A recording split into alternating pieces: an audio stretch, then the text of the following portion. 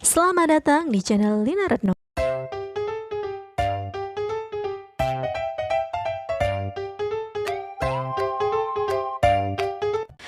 Assalamualaikum warahmatullahi wabarakatuh. Anak-anakku tercinta, bagaimana kabar kalian hari ini? Semoga kita senantiasa dalam lindungan Allah Subhanahu wa taala. Pada pertemuan kali ini kita akan membahas materi kelas 6 tema 1 subtema 1 pembelajaran 3.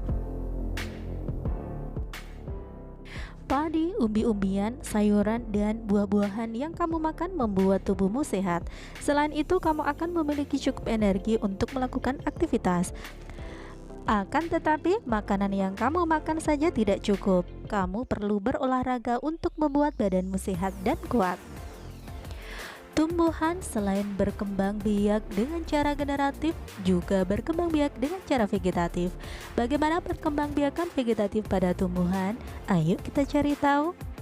Perhatikan gambar berikut. Nanas berkembang biak dengan cara vegetatif. Pembibitan nanas dapat dilakukan untuk mengembangbiakannya. Bawang merah memiliki bentuk berlapis yang di tengahnya akan tumbuh tunas. Umbi lapis terdiri atas daun yang tumbuh melapisi batang dan membengkak di dalam tanah.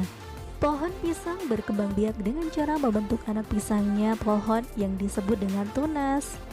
Beberapa tumbuhan tersebut berkembang biak dengan cara vegetatif. Tahukah kamu yang dimaksud dengan perkembangbiakan secara vegetatif? Perkembangbiakan secara vegetatif adalah cara berkembang biak suatu makhluk hidup yang terjadi tanpa melalui perkawinan. Makhluk hidup baru tumbuhan berasal dari induknya. Sekarang amati gambar berikut ini. Bagaimana cara tanaman tersebut berkembang biak? Carilah informasi dari berbagai sumber. Tuliskan hasilnya di bawah ini. Perlu kalian ketahui bahwa wortel berkembang biak melalui umbi bakar. Pada akar berisi cadangan makanan. Umbi yang ditanam bersama mangkal batang akan tumbuh tunas. Sekarang perhatikan lingkungan di sekitarmu. Catatlah informasi tentang tanaman yang berkembang biak secara vegetatif. Catatlah pada tabel berikut ini.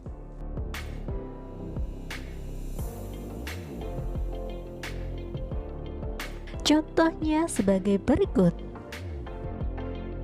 Lalu tulislah manfaat dari perkembangbiakan secara vegetatif pada kolom komentar ya. Sungguh hebat semua tumbuhan yang diciptakan Tuhan Yang Maha Esa. Tiap tumbuhan memiliki cara yang unik untuk menjaga kelestariannya. Melestarikan tumbuhan merupakan salah satu wujud rasa syukur kepada Tuhan Yang Maha Esa. Sekarang bacalah teks berikut ini. Tumbuhan sumber kehidupan. Indonesia adalah negara kepulauan yang terletak di garis khatulistiwa. Indonesia memiliki dataran tinggi, dataran rendah, dan perairan. Dataran rendah adalah daratan yang memiliki ketinggian 0 hingga 200 meter di atas permukaan laut. Hampir semua ibu kota provinsi di Indonesia terletak di dataran rendah. Tumbuhan di dataran rendah adalah padi, palawija, dan tebu. Wilayah pantai termasuk dataran rendah. Indonesia memiliki banyak pantai karena negara kita terdiri atas ribuan pulau. Tumbuhan di wilayah pantai adalah kelapa, bakau, dan ganggang. Dataran tinggi adalah daratan luas dengan ketinggian lebih dari 200 meter di atas permukaan laut. Beberapa dataran tinggi di Indonesia adalah Dataran Tinggi Dieng, Jawa Tengah, Dataran Tinggi Malang, dan Dataran Tinggi Tengger di Jawa Timur, Dataran Tinggi Alas di Aceh, Dataran Tinggi Bone di Sulawesi Selatan. Jenis tumbuhan di dataran tinggi adalah teh, kopi, cengkeh, buah-buahan, dan sayuran. Dapatkah kamu menemukan jenis tumbuhan lain yang terdapat di dataran tinggi dan dataran rendah?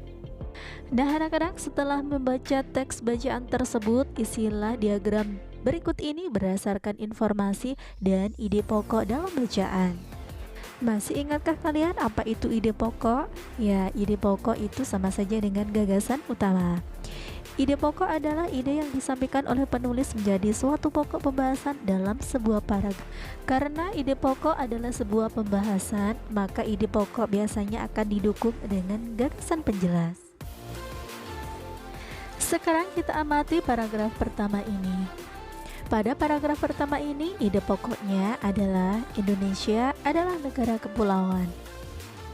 Sekarang tugas kalian adalah menentukan ide pokok pada paragraf 2 hingga 5.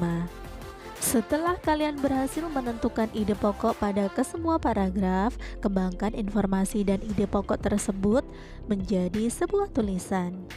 Tuliskan jawabanmu pada buku kerjamu.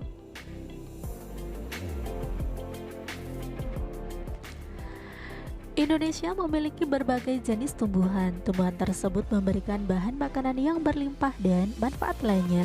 Bagaimana kita mensyukurinya? Tentu saja kita tidak boleh merusaknya, harus menjaganya dan melestarikannya. Nah, anak-anak, cukup di sini dulu pembelajaran kita hari ini. Sampai bertemu kembali pada kegiatan pembelajaran berikutnya. Wassalamualaikum warahmatullahi wabarakatuh. Terima kasih telah belajar di channel Lina Retno. Jangan lupa subscribe.